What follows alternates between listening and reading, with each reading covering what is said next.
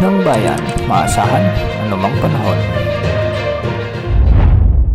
Magandang araw po sa ating lahat. Narito na ang update sa lagay ng ating panahon ngayon at sa magiging lagay ng ating panahon sa susunod na 24 oras. Sa kasalukuyan nga ay easterlies ang weather system na nakakaapekto ngayon sa ating bansa, at kung makikita natin sa ating satellite animations ay may mga kaulapan na nagdudulot ng mga kalat-kalat na pag-ulan sa bahagi ng Zamboanga Peninsula, Davao del Sur, Sarangani, Sultan Kudarat, Basilan, Sulu at Tawi-Tawi. Ang mga lugar na ito ay minsan ay makakaranas ng malalakas na pag-ulan, kaya posible pa rin ang banta ng mga pagbaha o pagguho ng lupa, lalo na kung may makatamtaman hanggang sa kung minsan ay malalakas na pag-ulan. Dulot ito ng umiiral pa rin na easterlies o ang mainit na hangin mula sa karagatang Pasipiko. Samantala sa Luzon ay may mga kalat-kalat na maulap na papawirin naman, lalo na sa silangang bahagi ng bansa, dulot pa rin ng umiiral na easterlies. Kung makikita rin natin sa ating satellite animations ay sa bandang Cagayan Valley hanggang sa may silangang bahagi ng Central Luzon ay may mga kaulapang nagdudulot ng mga kalat-kalat na pag-ulan. Sa Bicol Region hanggang sa Metro Manila ay wala naman tayong nakikitang makakapal na kaulapan, ngunit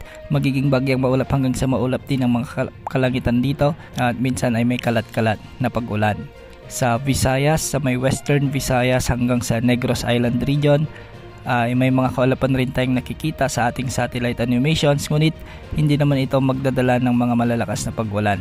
Sa silangang bahagi naman ng Visayas ay malinis naman ang mga kalangitan, ngunit may mga tsansa pa rin ng mga kalat-kalat na may hinang pag-ulan. Sa nalalabing bahagi ng Mindanao ay magiging bagyang maulap hanggang sa maulap din ang mga kalangitan na may mga isolated rain showers and thunderstorms. Para naman sa lagay ng mga pag-alon sa ating karagatan, ang mga baybayin sa Northern Luzon ay posibleng umabot ang mga pag-alon hanggang 2.1 meters, at sa nalalabing bahagi o nalalabing baybayin ng bansa ay posibleng umabot ang mga pag-alon hanggang 1.8 meters. Wala pa rin tayong namomonitor na anumang sama ng panahon gaya ng LPA o bagyo na posibleng makaapekto o pumasok sa ating area of responsibility sa susunod na 3 hanggang 5 araw. Bukas asahan pa rin ang maalinsahang panahon, ngunit may mga kalat-kalat na pag-ulan dulot ng umiiral na easterlies.